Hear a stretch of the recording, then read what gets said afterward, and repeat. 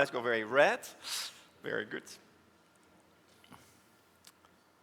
Right, so I represent the IPA here, and a quick introduction of the IPA. We have been around for 125 years, which just celebrated our birthday. We are an NGO. Of course, we're a trade organization. We fight for publishers, but we also have a human right mandate around freedom to publish. We today have 83 organizations as members in 69 countries, so a truly international organization. And we promote freedom to publish, we promote copyright, literacy, but also sustainability and diversity and inclusion.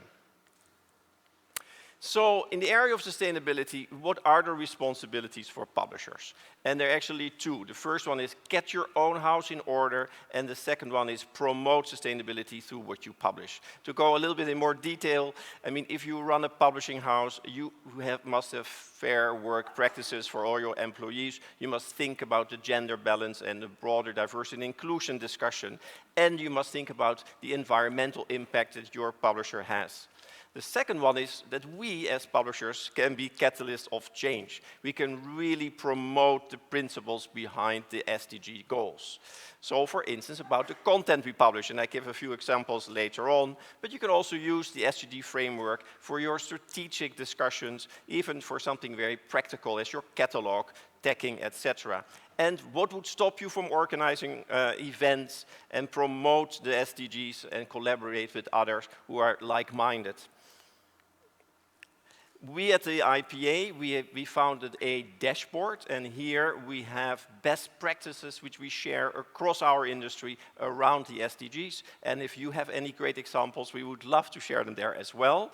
It was launched a couple of years ago, and it's a very rich collection of inspiring activities around the SDGs.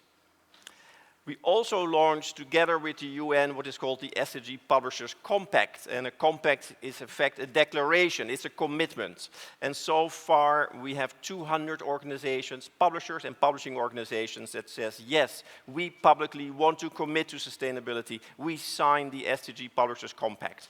Actually, very many science publishers have signed up.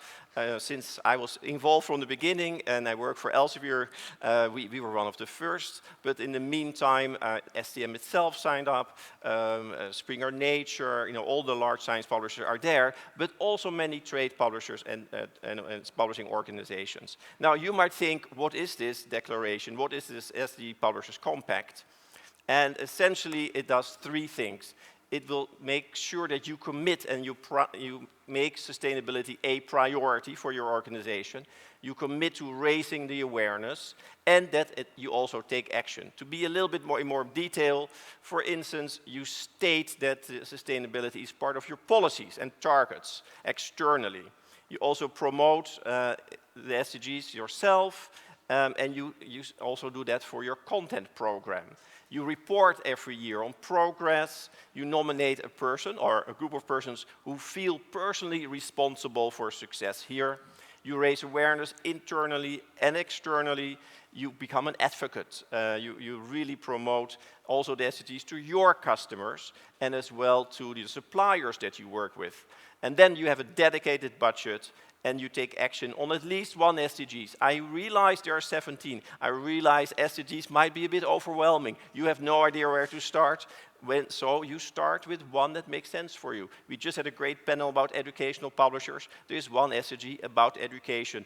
Embrace it and run with it. So what about sustainability in the IPA?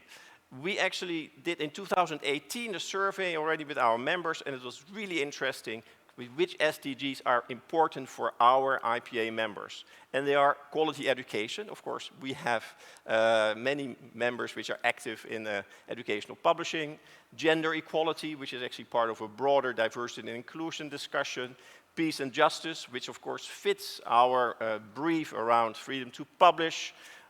We all believe in responsible consumption and production. Climate action was an important one already highlighted in 2018.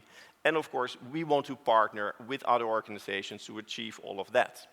Then we launched in 2019, and I'm a little bit personally proud of that because it was during my presidency. It was a collaboration of the IPA and the UN, and that is the SDG Book Club.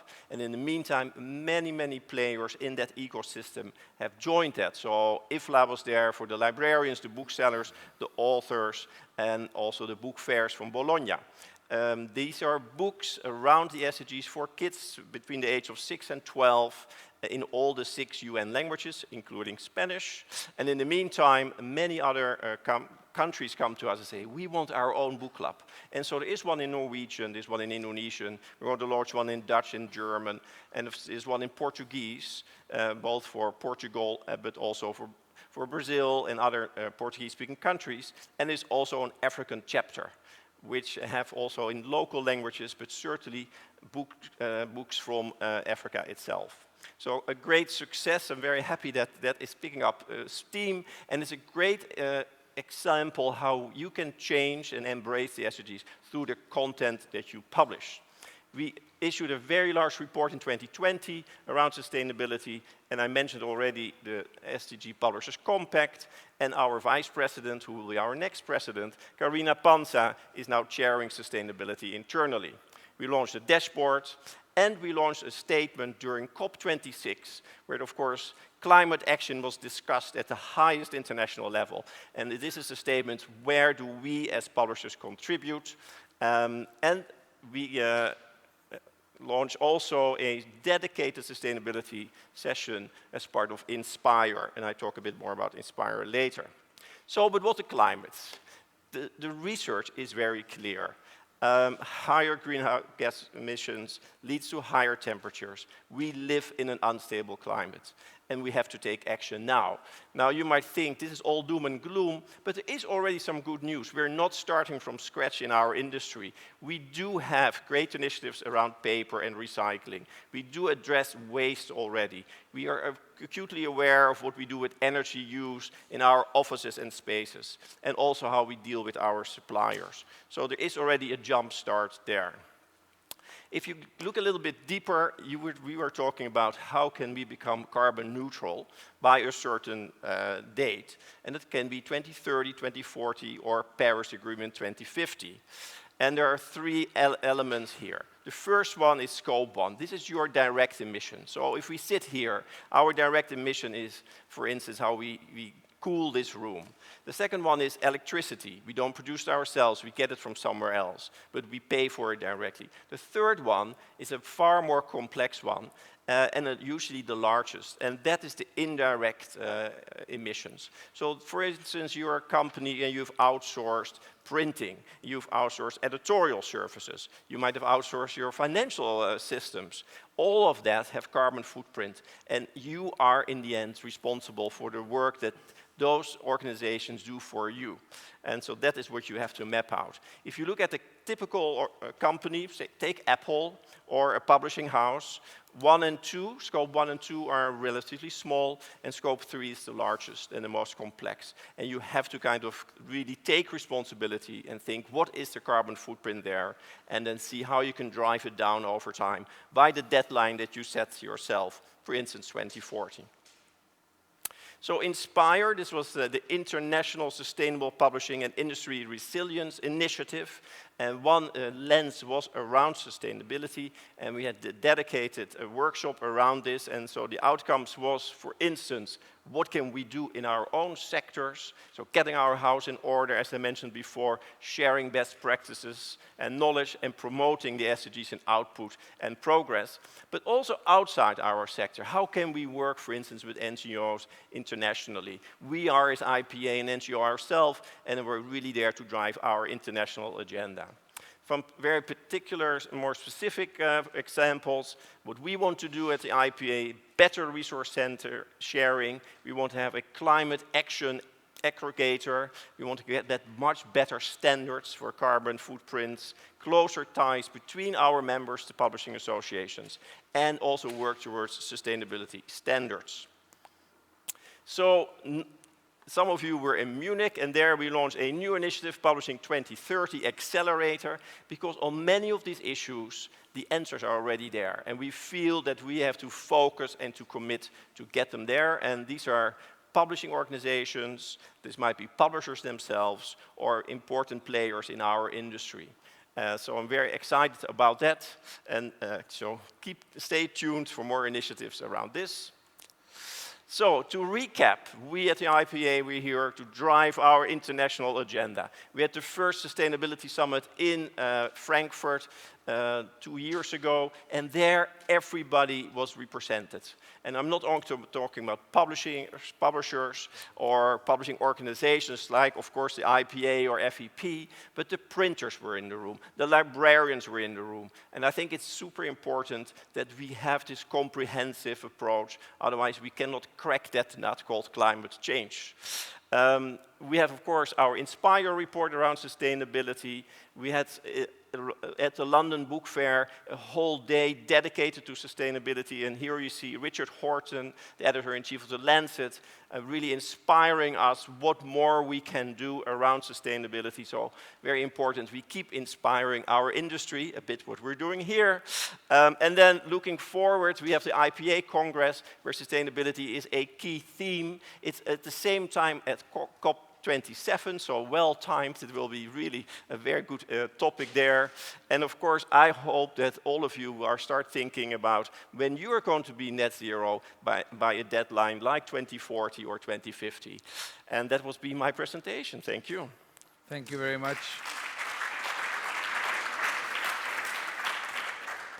Your turn, Juan. Thank you.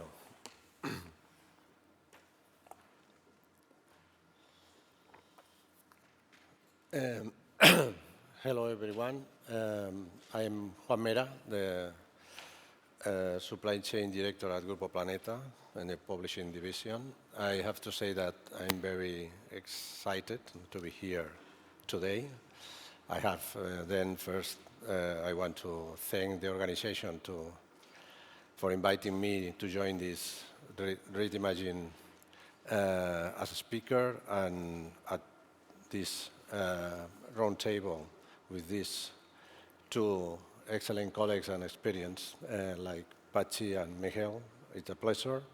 And thank you, Luis. Thank you, José Manuel. And congratulations for this amazing event in such a beautiful place. Okay. I've been in the publishing industry for more than 20 years.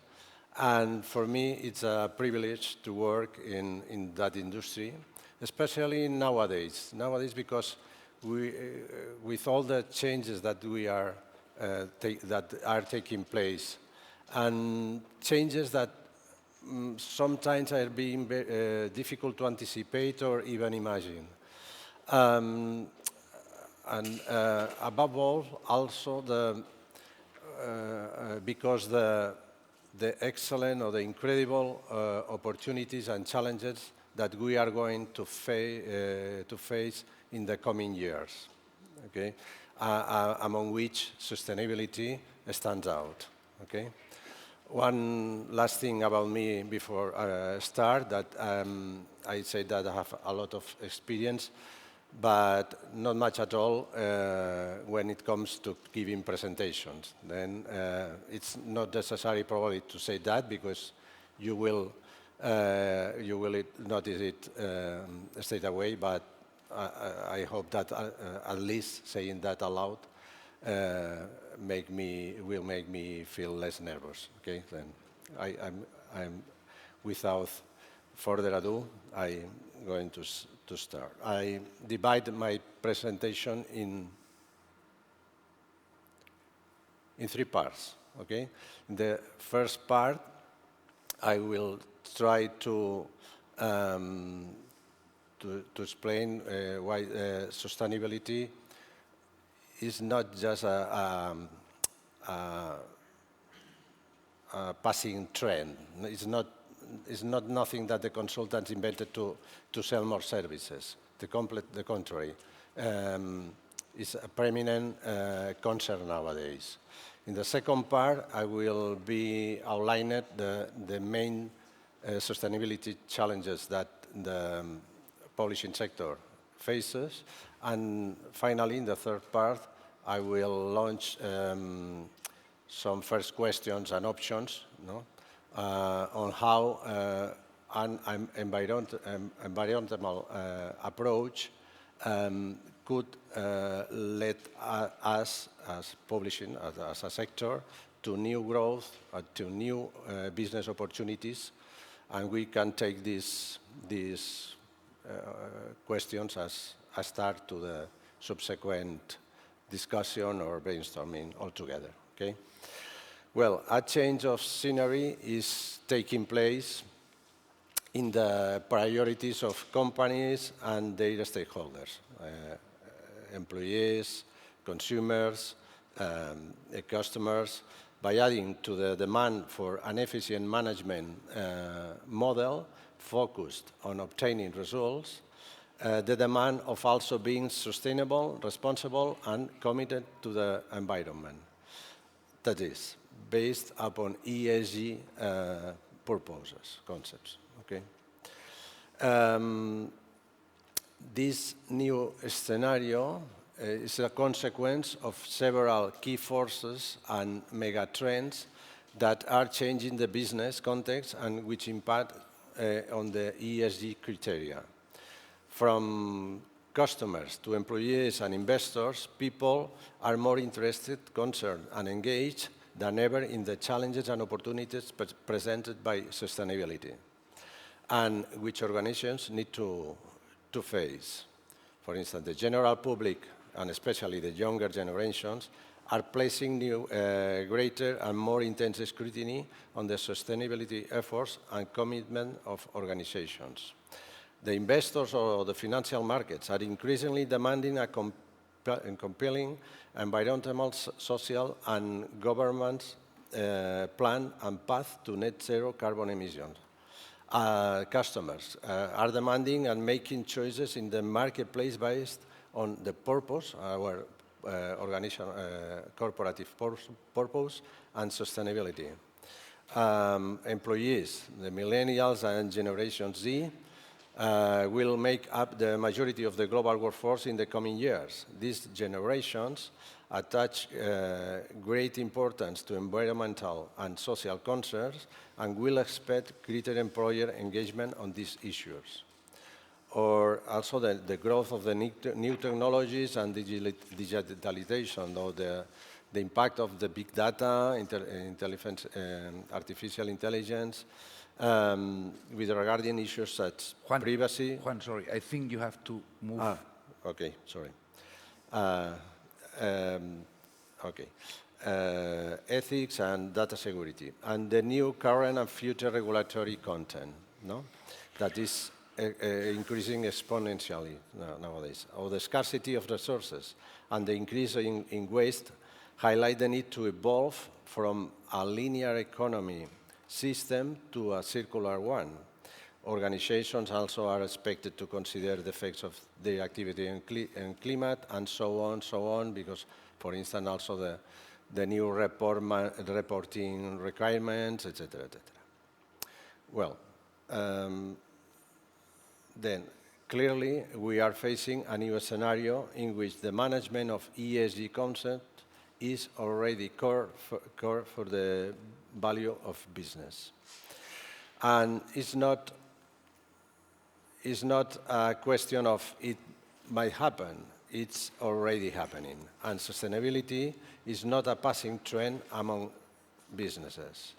We have designed your sustainability strategy and align it with your business strategy to redirect resources and reposition your goals.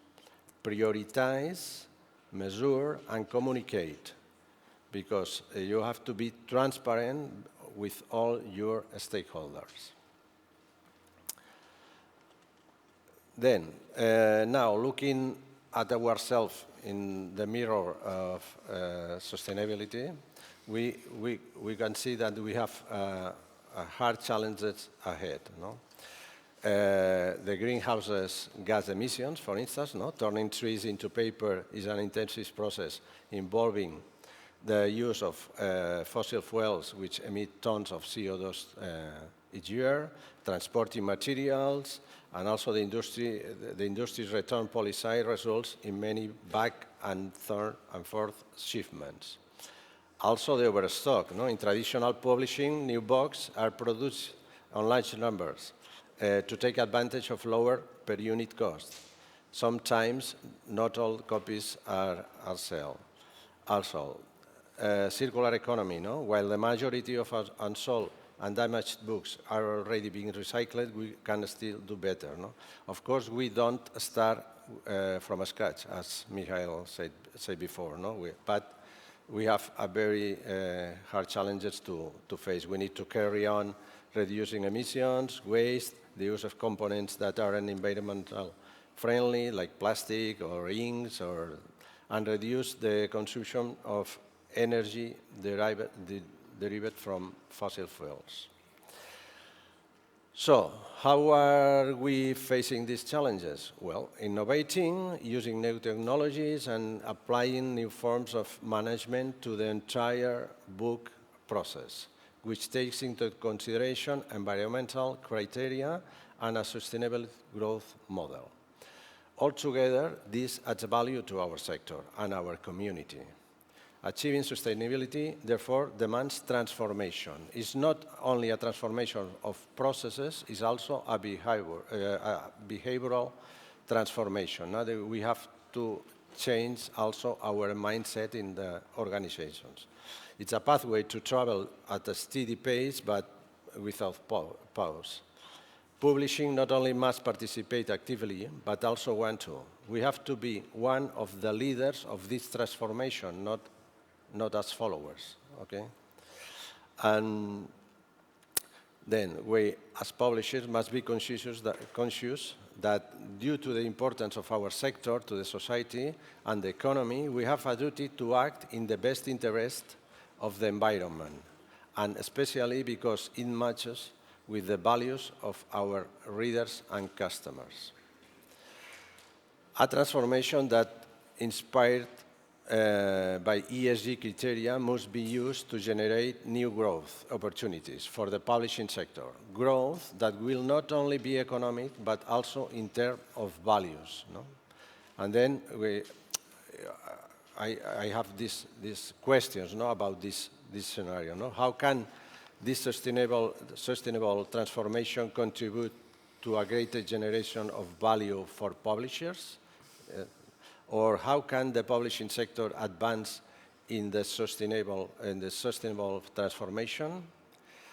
Well, I have here some options that we can discuss or comment following in the discussion in the subsequent discussion. For instance, no, a strong environment purpose will help publishers to aspire new markets, to expand in the existing ones, to find new forms of selling, saving costs. It means that if we adapt or we adopt this environmental approach, we can take advantage of this to also make a profitable growth for our own organizations. And that's all. Thank you. Thank you.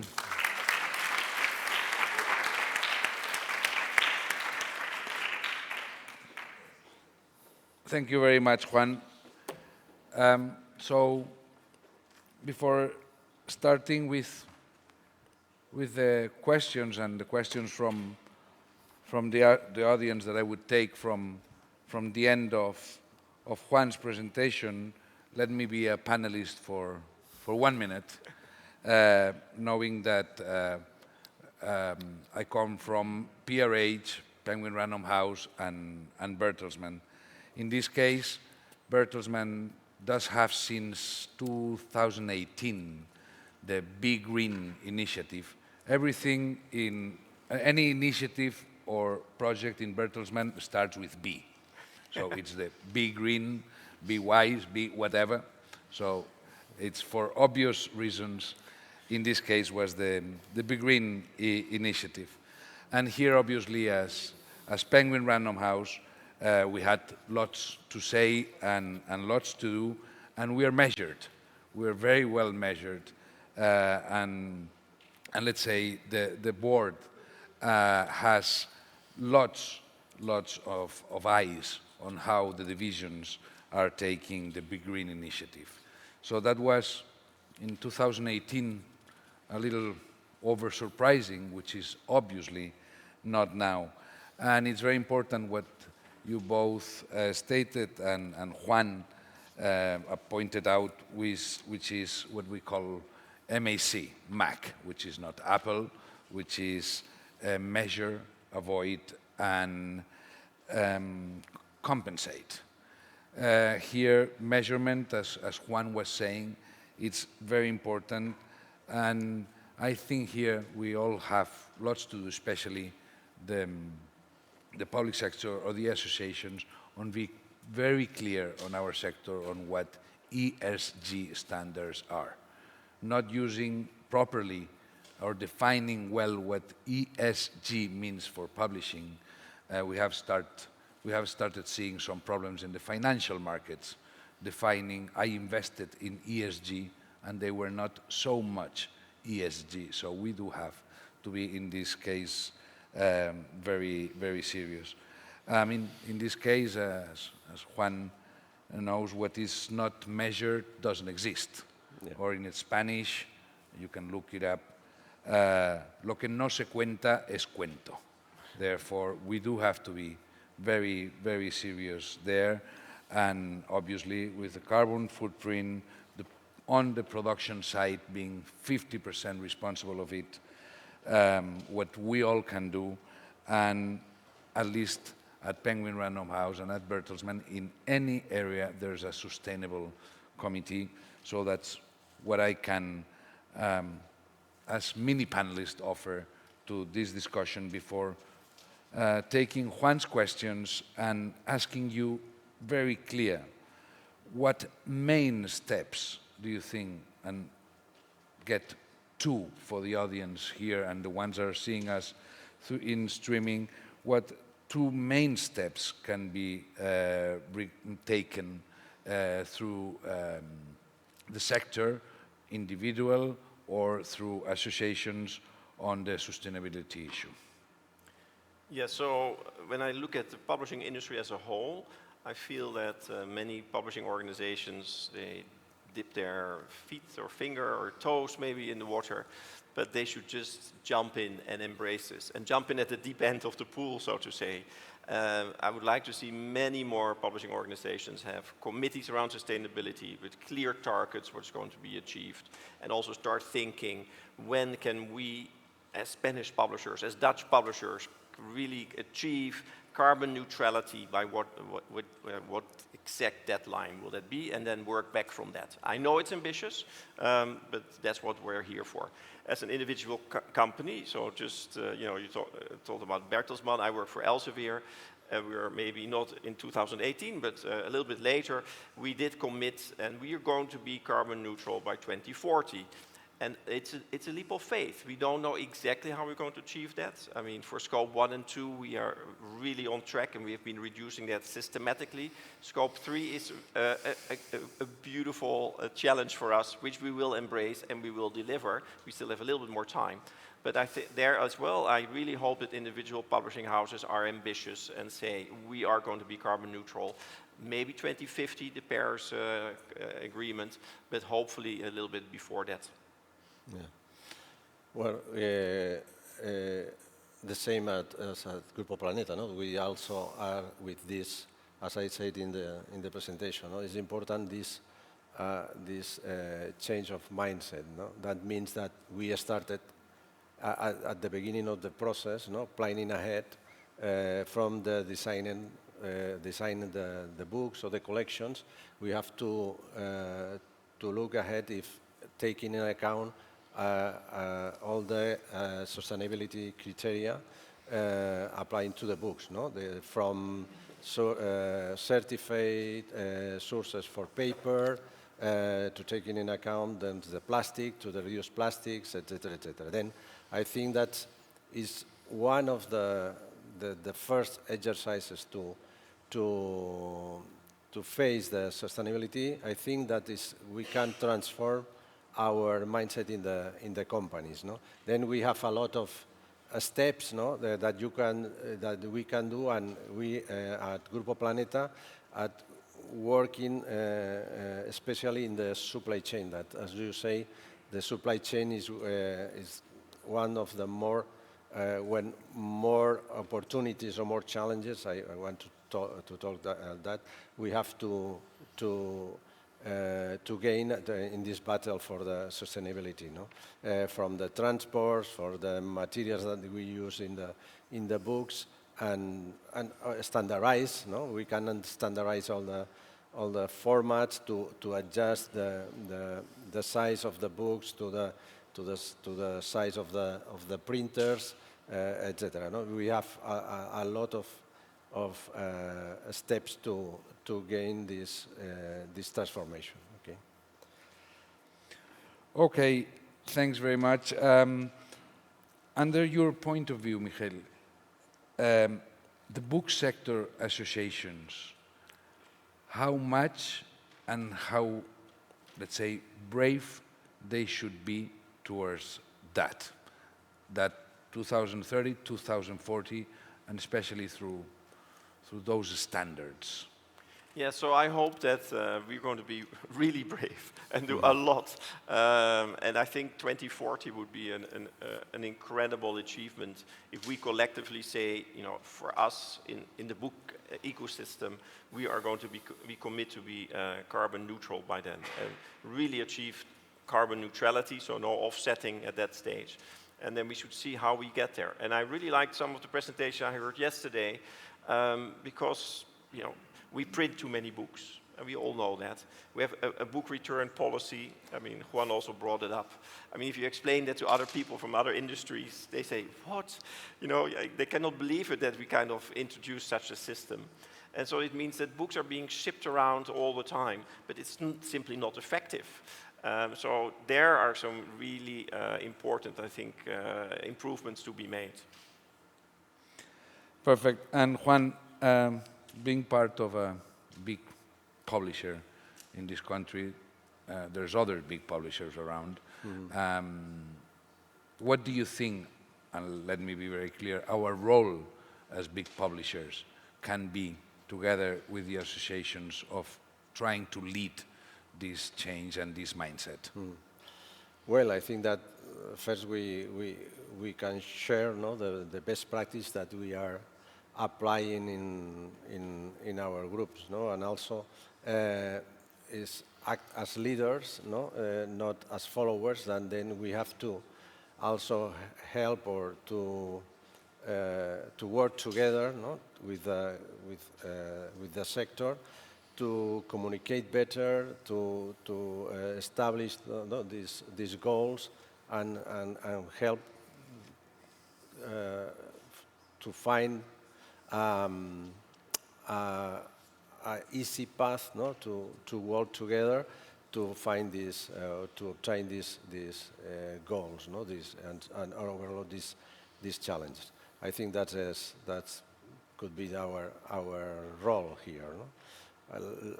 Mainly is act as a leaders and sharing our best practices. I think that and also, no, promote these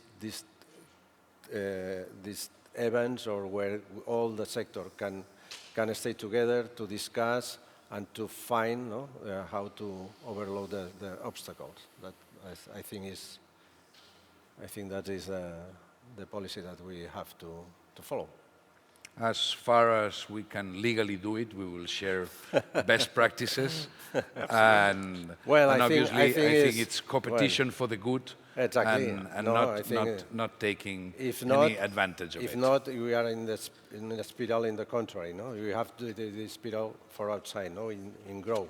I think that if we can discuss and what are you doing, how you solve this problem, because we are facing a very, very huge challenge here, and we have to, because we are working for the future of our sector. No, we have with the gift that the people, the consumers, like books, like physical books, and then for us is magic. No, you can see nowadays the demand of books is increasing. That is amazing. No? Then we have to fight to assure a future for this industry that is for me is magic. No? Okay.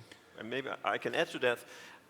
So we've been in a health crisis, and maybe we still are, and it's somehow that drove us to take action which we could not have predicted in any way. Like in my country, we are a cashless society, more or less. If you would ask somebody in 2018, how long will it take? They will say, 25 years. All of a sudden, the crisis was there, and we did it maybe in 25 days, right? We also live in our continent is now part of a war, and we see drastic measurements being taken. Soon, we might not be dependent on Russian gas or oil, for instance. If you would have asked somebody a year ago, how long will it take? They would say, well, maybe 10 years. Yeah. And so this sense of urgency when you're in a crisis, that you can take really drastic steps. I think I really want to convey that here as well, because the climate urgency is also, like the pandemic and like the international situation we have in the Ukraine, a crisis that we have to address collectively. Well, thank you, and let's hope we don't need a true dangerous and harmful crisis to react, because we can see where we are going to, and let's hope we can all act before that. Okay, thanks very much to both of you in this case, and we would open for 10 minutes or so or whatever for any questions you might have. Yes, there, please.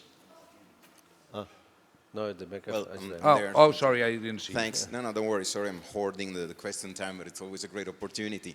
So for both of you, a couple of questions, well, one in two parts. Do you have any, could you expand, you've touched upon it already a bit, but could you expand on the one hand, to what extent do readers demand of publishers that they take into account sustainability? Do you have any concrete views or evidence about that? And on the other hand, about the economic impact of, well, becoming more sustainable for the business.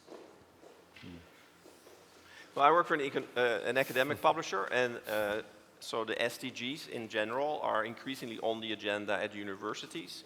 And we see that many universities are going to be carbon neutral as well. And we cannot simply ignore this. We cannot be left behind. So we just have to address that. And we also see it in our publication program. So we expanded, for instance, the number of journals that cover the SDGs, and specifically also around climate change. We have one journal called One Earth, which is part of our Cell Press family, and extremely popular. And there we really hope to kind of further change the whole discussion around climate action. No, well, in this case, I understand that for consumers, no, we are to communicate, no, all these changes that we are facing to make the industry more sustainable. No, we have a lot of things to do. Maybe we have perhaps to, as a sector, no, to communicate that perhaps the paper is not, no, is an example, no? The paper is not as a criminal like it seems, no? Because perhaps there is a misperception about how the paper manufacturers or even the forest managers are taking care of all this sector, because they are making efforts to be or to obtain a cleaner source of energy, or doing taking care of the forest to have the material prima. If you receive an email with in the bottom line that say, "Don't print this email because save the planet," it seems, well, perhaps we have to change this perception in the sector. We as a sector, we have to communicate or to say, okay, It's not that that the paper is, of course, we can hide that we have greenhouses problems, but we are reducing this footprint, and that is the reason because we need to measure and showing, no, that communicating that we are improving in this case. No? And the other question was Economic impact. Economic impact. Yeah. I think, well, I think is as I say, no, we have a lot of opportunities if we, to adopting an environmental approach. For instance, no, if you go to a tender for a library, no, to sell books, if you aren't sustainable, perhaps you can opt to this tender, because nowadays all the governments, no, even the European Union budget is they want to take advantage of this of their power to purchase, no, to direct the consumers in general, or the producers, to products and services more sustainable. Then, if you adopt this approach, perhaps you have more opportunities to arrive at this market, or even you can sell your products. No, we are in our books. We show that we are certified. Our paper is certified. I think we can also improve all these manners to sell, to do marketing to our consumers, our readers, in order not to seduce them to adopt our, to continue buying books. No? For instance, this is an example. So. I think your first point is very important to take demonization out of what the book sector is because of paper. Mm-hmm. There's still at least 2080 for some long years ahead, and I think that's a very important point. Thus, we are facing a circular economy, and lots of actions have been taken in taking care of waste, and especially paper circular economy. Okay. Yeah. Question? The question is, I want to say it in a way that is not misunderstood. We are trying to answer questions, or we get some solutions to questions, but perhaps we were not thinking about what the question is. And the question is that we in Spain in May finish all the resources we had. So you cannot be more sustainable. You can be sustainable or not sustainable. There is not a grade on that. So the question will be possible for us as an industry to think about a business model that doesn't include printed books? Because we have 130 million titles, let's say 1,000 exemplars per title, so it's enough for the next 50 years to read.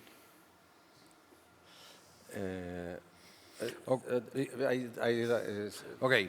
Could you yes, repeat the question? Because I didn't hear it. In this case, and I can also as panelist and get an answer on that, if sustainability going from not some, but to the extent could take into account a business model of not printed books. No, well. Being clear, that's the question, isn't it? Yeah. Yes, I understand. Well, I think that for me it's impossible, that scenario, because we are going to achieve 100% recyclable books. We can recycle the books then, because we are working in inks, glues, all the materials in the cover, or then it's as I said before. If we work from the beginning, no, in the moment of you design the book, we are taking in account all these aspects, and we have all the value chain, and in this case in Planeta also, we work hand to hand with suppliers, and we are looking for solutions for laminates or these situations. In a few years, we are going to have 100% recyclable books. No? Then I think this scenario for me is very, well, because as I said before, the people likes, we have this gift, the people likes and loves the books and paper books. And then we have to arrive at this level of sustainability, and I think that the people will continue buying books. So maybe if I add to it, I mean, the implication is a little bit, okay, when you talk about environment and climate action, the culprit is the book, the printing. And if we fix the printing, everything is done. But it's not as simple as that. First of all, I mean, there's a whole a range of activities that we do. And if you just talk about trade books, and we switch today only to everything digital, that also has a carbon footprint. I mean, your e-reader also has to be produced somewhere and will be destroyed at some point and recycled. It also takes electricity. So I think you should take a very comprehensive view on all the activities that we do and see if we can drive down the carbon footprint of all these aspects. And I also would really advocate that we work together with the printing community, because they are thinking really hard about how they can have printing with the lowest carbon imprint as well, carbon footprint as well. I think I would add up to the answer that the consumer has already the choice of being, at least in the trade sector, fully digital or paper.